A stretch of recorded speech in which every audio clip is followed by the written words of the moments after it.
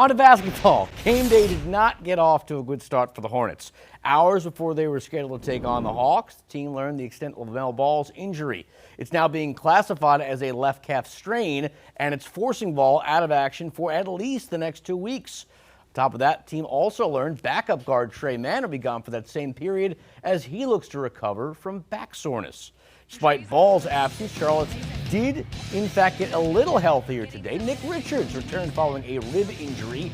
He hadn't played in a month, but you would have been noted on this play in the second quarter. Went up high to grab it and came back down for the jam, plus he was fouled. Richards had 12. Hornets hung around for most of the game until the fourth.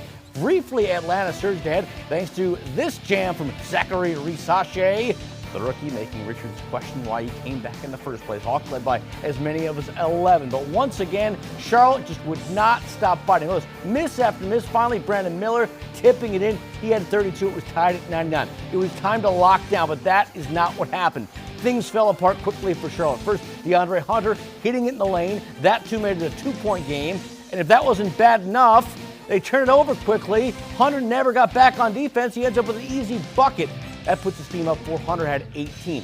Charlotte did have one last chance to tie it in the final seconds. Miller had 7 threes today. What he really needed was 8.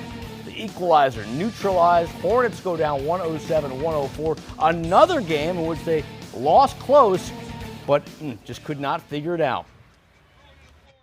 I think that we are doing a lot of really good things to put ourselves in a position to win a game. Like you just said, it's coming down to like 1-2 possessions. I felt like just throughout the game, there were things that we can just control and we can do a little bit better in terms of our coverage, execution. Like even on that last play where Hunter gets that seam pass, it's just like how are our reds a little bit tighter to not make sure that we don't have 2 guys on the ball and allow them that seam pass right there. The rest is history. Oh, it's what all the kids are saying. Here's a deep dive into what went wrong for Charlotte.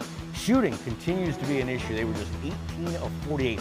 A lot of those were jumpers, and I know this because Atlanta clearly dominated the points in the paint battle.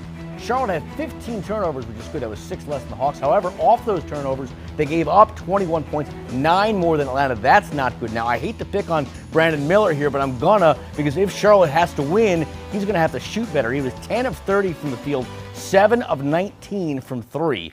Again, not to pick on Miller here, but you gotta, number one, help the guy out, and he's got to get to the rim a little more rather than just take fall-away threes, which is what happened on that last play. Is that also a product, though, I'm wondering, of just not having the horses offensively to the point where he's feeling he has to force more offensively, and as a result, you're chucking up 30 shots a game? I would agree. I think there's definitely pressure on his part now. He knows that he does not have the help without a Ball, without a Bridges, without a Mark Williams. Good news is Nick Richards is back, but right now they need help. And if I'm Charles Lee, what I'm doing is I'm thinking I've got to recondition the game plan a little bit. I'm talking like 90s Cavs where Mike Fratello slowed the game down because he does not want to go shot for shot with these teams. No. I don't think they can afford to do that. I think he's got to limit possessions and do everything he can to extend the game rather than just keep going up and down the court, especially they don't have the bodies. No, they don't. Is it a double-edged sword maybe as well, though? They're playing close games, finding themselves in these close games, but is it really just a matter of not having the guys offensively to close and go to down the stretch? At this point, yes, I would agree. We'll see if they can turn around with Philadelphia. Who knows what they'll trot out lineup-wise. It's a Leagues Cup game coming up. It sure is.